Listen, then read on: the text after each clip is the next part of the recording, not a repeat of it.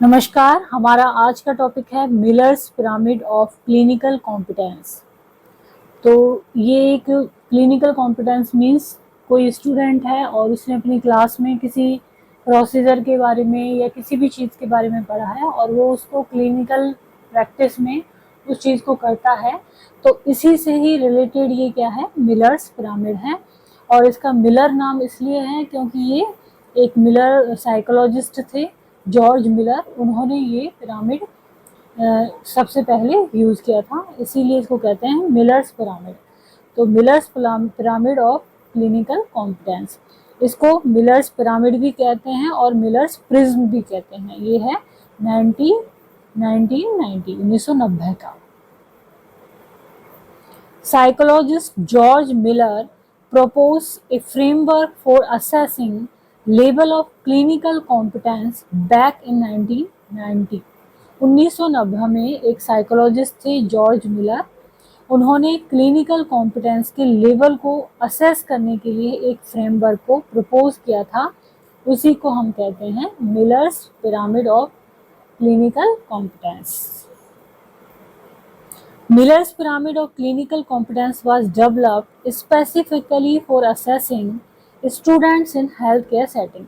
Healthcare setting means hospital, clinic, community health center या जहाँ पे भी हेल्थ केयर दी जा रही है उस सेटिंग में स्टूडेंट को असेस करने के लिए ये क्या किया गया था, डेवलप किया गया था क्या, millers pyramid of clinical competence.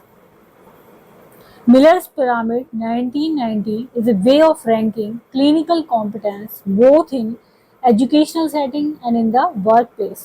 तो ये एक तरह से क्या है, एक रैंक करने का तरीका है कि भाई जो स्टूडेंट है वो वर्क प्लेस में या एजुकेशनल सेटिंग में उसका क्लिनिकल कॉम्पिटेंस किस तरह का है। As a framework it distinguishes between knowledge at the lower level and action in the higher level. मतलब कि यदि कोई भी कार्य होता है तो सबसे पहले उसकी नॉलेज लेनी होती है कि वो है क्या, और उसके बाद में तो ये लोअर लेवल से स्टार्ट होता है। और जब उस नॉलेज के आधार पर हम कोई एक्शन करते हैं, उसको प्रैक्टिस में लाते हैं, तो वो होता है हायर लेवल पे। तो ये एक फ्रेमवर्क है जो इस चीज़ का अंतर करता है।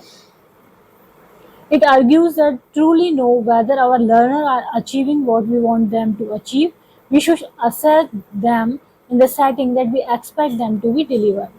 तो हम इसमें ये देखते हैं कि जो लर्नर हैं उनको हमने जो चीज़ सिखाई है उसको जब वो एक्चुअल सेटिंग में उसको डिलीवर करते हैं तो उस टाइम पे हम उसका असेसमेंट किस तरह से करेंगे, क्या होना चाहिए।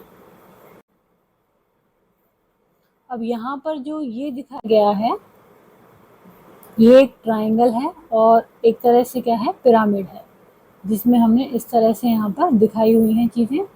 तो अब इसको जानेंगे ये ही क्या है, millers pyramid of clinical competence है।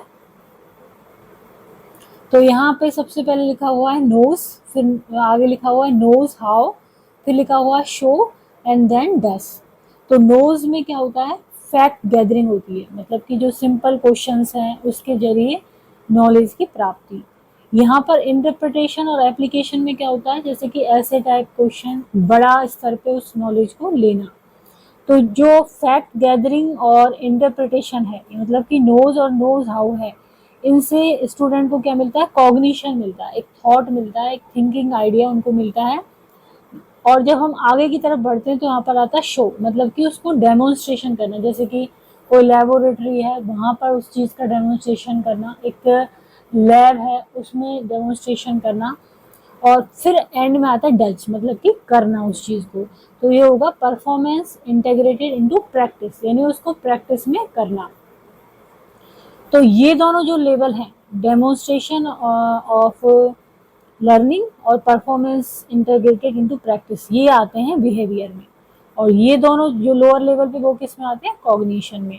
तो शोज और डज ये आते हैं बिहेवियर में, और नोज और नोज हाउ ये आते हैं कॉग्निशन में। और इनमें एटीट्यूड, स्किल और नॉलेज ये हम प्राप्त करते हैं। यहाँ पर ये जो ऊपर जा रहा है पिरामिड की तरफ, ये एंगल या कह सकते हैं एरो, तो ये नोविस, मतलब कि जो नया स्टूडेंट है जो अभी नॉलेज ले रहा है, वो परफॉर्मेंस कैसे मिल जाएगी उसको, एक्सपर्ट की तरफ वो चला जाएगा जब यहाँ से वो इस तरह से जाएगा। तो यहाँ पर फैक्ट गैदरिंग में है traditional, true, false, MCQ question. Then next इसमें जो है इंटरप्रिटेशन और एप्लीकेशन नोज हाउ में। तो इसमें इंटरप्रिटेशन में क्या आता है, थोरो केस प्रेजेंटेशन या थ्रू केस प्रेजेंटेशन, ऐसे एक्सटेंडेड मैचिंग टाइप क्वेश्चन, मतलब कि थोड़ा सा हायर लेवल का नॉलेज। देन थर्ड है डेमोन्स्ट्रेशन ऑफ लर्निंग में क्या है, बाय सिमुलेशन या ऑस्की, ऑस्की के द्वारा जो बताते हैं। Then performance integrated into practice, इस वाले में क्या आता है, इसमें आता है performance integrated into practice through direct observation, work place based assessment, work place पे ही वो काम हो रहा है, वहां पर असेसमेंट होना।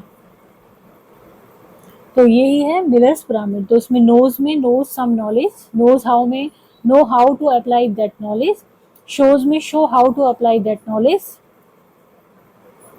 यहाँ पर जान रहे हैं कि कैसे अप्लाई होगी, यहाँ पर शो कर रहे हैं, मतलब कि उसकी प्रैक्टिस कर रहे हैं, या कह सकते हैं सिमुलेशन कर रहे हैं, या लैब में उसका डेमोन्स्ट्रेशन कर रहे हैं। और डज में है actually apply that knowledge in practice.